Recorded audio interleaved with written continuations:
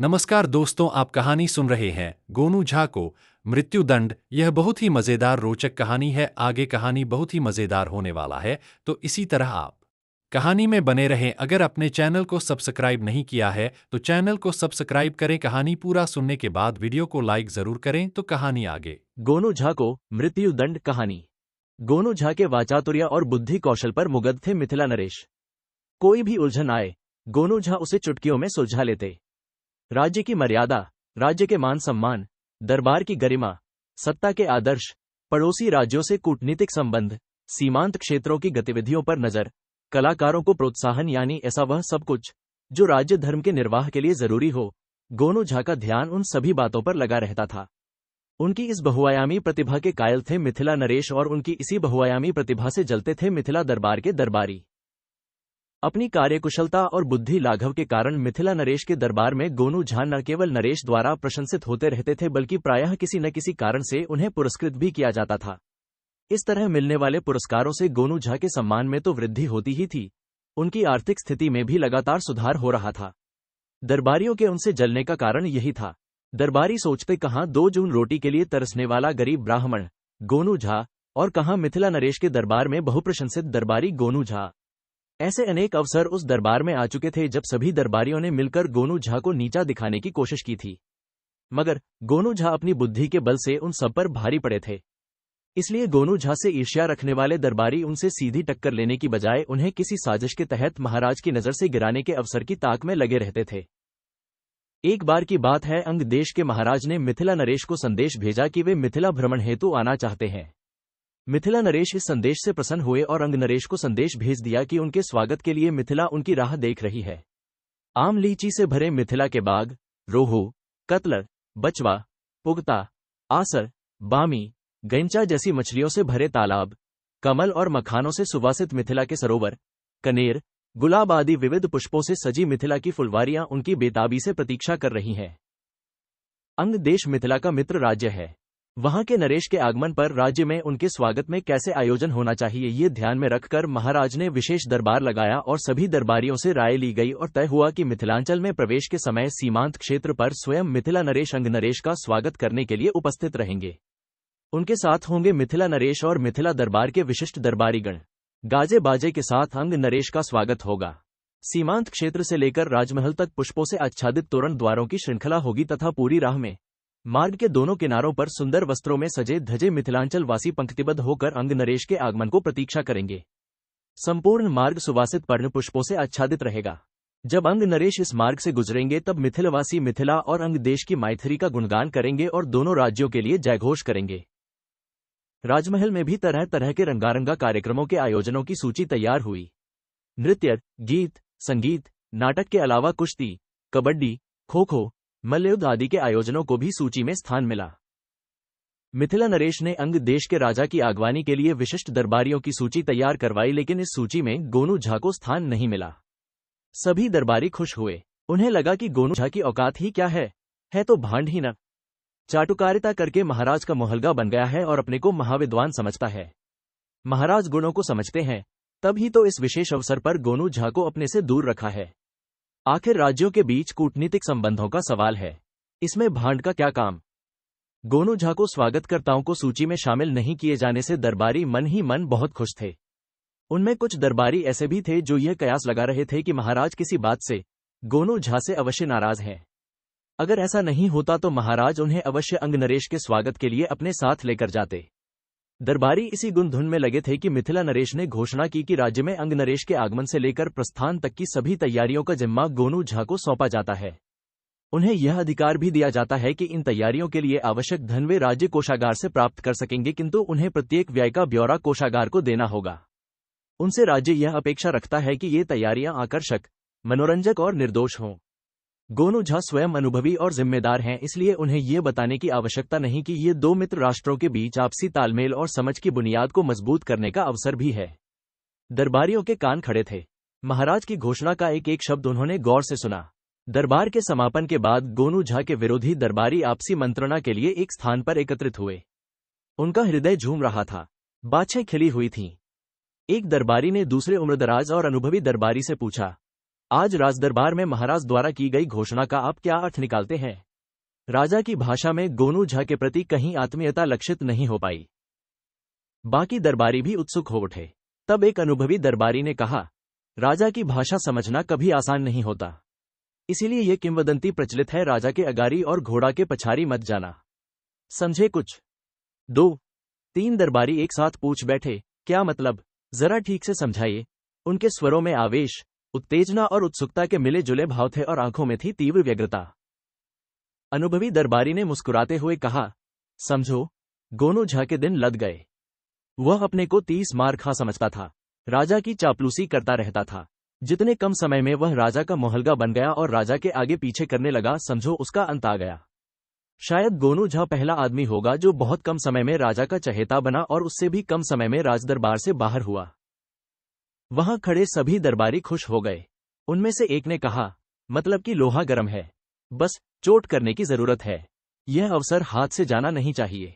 महाराज ने गोनू को अंगराज के आगमन से लेकर प्रस्थान तक की तैयारियों का जिम्मा सौंपा है तथा सांकेतिक शब्दों में ये चेतावनी भी दे दी है कि तैयारियां त्रुटिहीन होनी चाहिए।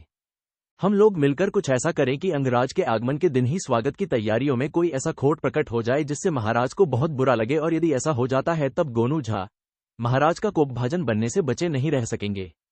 जब उस खोट के लिए दरबार में कोई बात उठेगी तब हम लोग एक साथ मिलकर उसे अक्षम्य अपराध की संज्ञा देंगे और उसके लिए गोनू झा को कठोर से कठोर दंड दिए जाने की मांग करेंगे।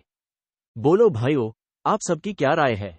इस तरह सांप भी मरेगा और लाठी भी नहीं टूटेगी। सबने हामी भर दी। उनकी मंत्रणा अभी समाप्त नहीं हुई थी। मूल प्रश्न खड़ा था, आखिर ऐसा क्या किया जाए जिससे अंगराज के आगमन के दिन ही कुछ ऐसा हो जाए जिससे महाराज कुपित हो जाएं और गोनू झा दंडित किए जा सकें। दरबारियों में एक काना नाई भी था जो बरसों से गोनू झा से खार खाए बैठा था। उसने सुझाव दिया, बात बहुत आसान है, यदि हम सभी साथ हैं तो गोनू झा इस बार मोह की खाएंगे। यह बात सत्य है कि अकेला चना भाड़ नहीं फोड़ता और गोनू झा इस बार नितांत अकेले पड़ गए हैं और उनके जिम्मे ऐसा काम है जिसमें थोड़ा सा भी खोट सीधे झलक जाने वाला है, छुपने वाला नहीं। मेरी सलाह है कि सीमांत क्षेत्र से राजमहल के बीच खजूर वन्नी के पास सड़क संकरी और बदहाल है। यदि हम लोग वहां मजदूरों को कुछ पैसों का लोभ देकर उस सड़क में गड्ढे करवाकर उसको कीचड़ से भरवा दें और उस कीचड़ पर फूलों की मोटी परत बिछवा दें तो बात आसान हो जाएगी। उधर से महाराज अंग नरेश के साथ रथ पर ही गुजरेंगे। हो सकता है कि रथ में जुते घोड़ों के टापों से कीचड़ उछले और महाराज और उनके अतिथि को कीच स्नान कर दे, और यह भी हो सकता है कि रथ कीचड़ में फंस जाए। होने को तो यह भी हो सकता है कि अचानक गड्ढे में पांव पड़ने से घोड़ा ही गिर जाए। सभी इस सलाह से उछल पड़े और काना नाई की सलाह को सर्वस्वीकृति मिल गई।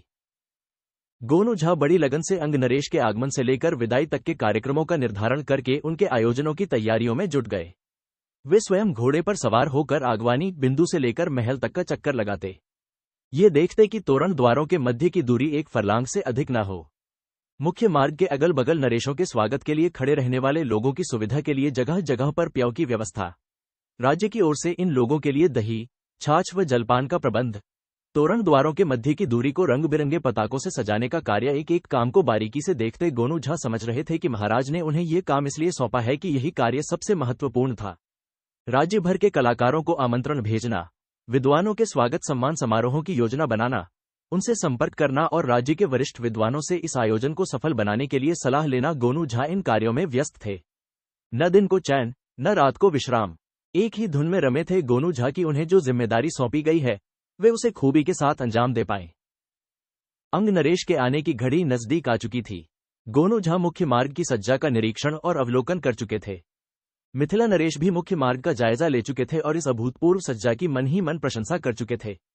उन्होंने महल में पहुंचने के बाद महारानी से कहा भी था कि गोनू झा जैसा विलक्षण व्यक्ति सदियों में कभी जन्मता होगा।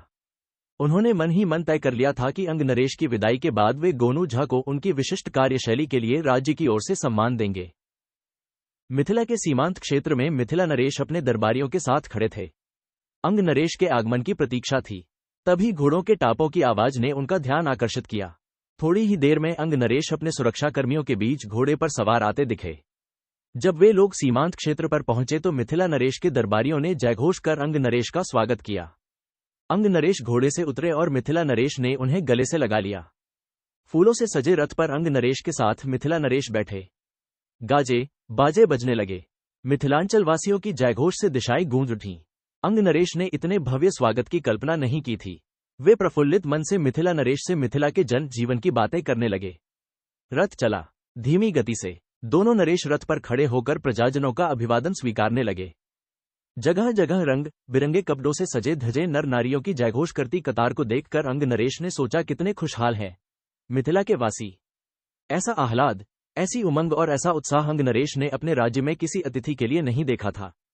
रंगों की चमक दमक, पुष्पगुच्छों से आच्छादित तोरण द्वारों से उठने वाली सुगंध ने अंग नरेश पर जादुई प्रभाव डाला था और वे राह की थकान भूल मुगध होकर राजमहल जाने वाली राह की सज्जा और प्रसन्नचित मिथिलवासियों को देख रहे थे कि अचानक एक धचके के साथ रथ के पीछे का दोनों पहिया कीचड़ में फंस गया और घोड़ों के टापों से उछले कीचड़ से रथ के फूल लथपथ हो गए।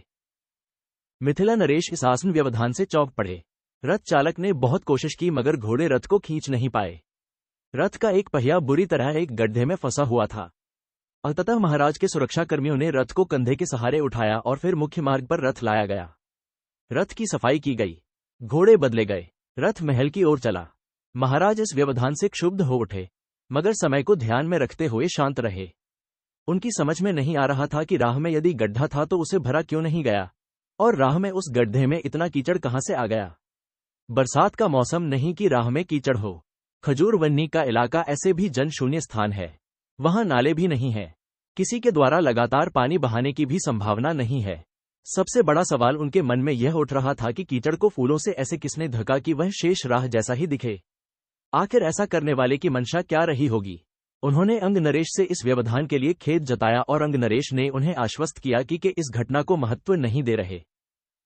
राजमहल में पहुंचने के बाद अंग नरेश के लिए भव्य रूप से सजाए गए कक्ष में उन्हें ले जाया गया और इसके बाद एक से बढ़कर एक भव्य और मनोरंजक कार्यक्रमों की श्रृंखला शुरू हुई।